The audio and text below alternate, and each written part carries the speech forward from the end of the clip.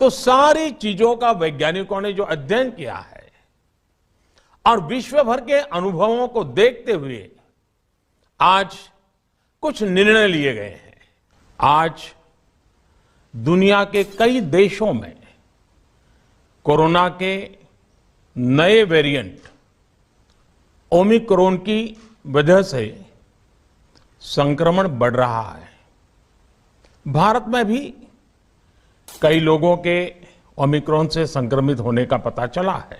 Highly infectious है, उससे भी ज्यादा, डेल्टा से भी ज्यादा है, और जो एग्जिस्टिंग इम्यूनिटी है उसको भी बाईपास कर रहा है।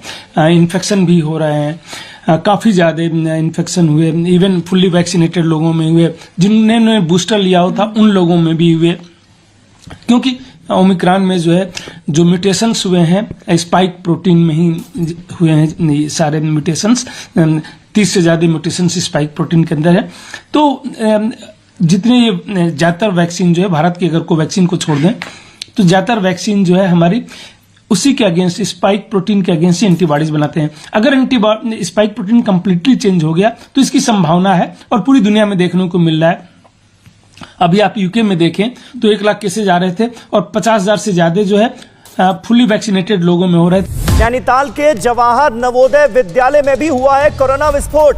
नवोदय विद्यालय के 85 बच्चे कोरोना संक्रमित हो गए। 85 स्टूडेंट्स, सभी छात्रों को स्कूल में ही आइसोलेशन में रखा गया है।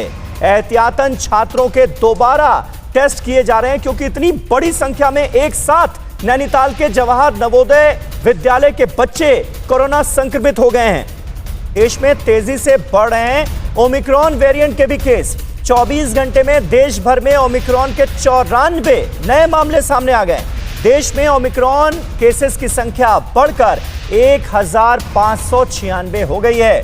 53 नए केस के साथ राजस्थान में भी ओमिक्रॉन विस्फोट हुआ है। गुजरात में भी ओमिक्रॉन वेरिएंट के 23 नए मामले सामने आ गए हैं। यानी अलग अलग राज्यों से जो आंकड़े सामने आ रहे हैं, अब उनमें ओमिक्रॉन केसेस की संख्या भी काफी तेजी से बढ़ती हुई दिख रही है। और आपको बताने की कोशिश करेंगे कि ओमिक्रॉन केसेस में कितनी तेजी से इजाफा हुआ है। ये देखिए, ओमिक्रॉन मरीज महाराष्ट्र में 460, इक्का दुक्का मरीज अभी पिछले हफ्ते तक नजर आ रहे थे, लेकिन अब सैकड़ों में ओमिक्रॉन मरीज हमारे सामने आ रहे हैं। दिल्ली में 351 ओमिक्रॉन मरीज अब तक सामने आ चुके हैं। वहीं राजस्थान की बात की जाए तो यहां पर भी 122 केसेस हो गए हैं ओमिक्रॉन के, और हर राज्य में आंकड़ा बढ़ता हुआ नजर आ रहा है। केरल का आंकड़ा जो है वो 109 का है। यहां भी 100 से ज्यादा ओमिक्रॉन पेशेंट्स जो हैं वो सामने आ चुके हैं, और 1596 टोटल मरीज अब तक सामने आए हैं। तमिलनाडु में भी 118 मरीज हो गए हैं ओमिक्रॉन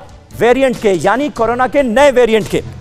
गुजरात में 136 केसेस सामने आ गए। तो अलग अलग राज्यों से जो तस्वीर सामने आ रही है वो निश्चित तौर पर यह बता रही है कि अब हर स्टेट में ओमिक्रॉन अपनी पकड़ मजबूत कर रहा है। कर्नाटक में भी 34 केसेस सामने आ गए हैं। साउथ में भी अच्छे खासे केसेस अब सामने आ रहे हैं। तेलंगाना में भी 79 केसेस जो हैं ओमिक्रॉन के वो सामने आए हैं। आंध्र प्रदेश में भी 17 ओमिक्रॉन मरीज रजिस्टर किए गए हैं। पश्चिम बंगाल में ये आंकड़ा 17 का है अभी फिलहाल। और जैसे जैसे यह माना जा रहा है कि जीनोम सीक्वेंसिंग की रफ्तार बढ़ेगी, वैसे वैसे ओमिक्रॉन मरीजों के बारे में पता चलेगा। चंडीगढ़ में भी 3 मरीज ओमिक्रॉन के अब तक सामने आ चुके हैं, और उत्तर प्रदेश से अब तक जो सामने आए हैं ओमिक्रॉन मरीज, उनकी संख्या है 8। और यह आंकड़ा लगातार तेजी से बढ़ता हुआ नजर आ रहा है। हरियाणा देखिए, छोटा स्टेट है लेकिन फिर भी 93 केसेस हरियाणा से सामने आ चुके हैं ओमिक्रॉन केसेस के।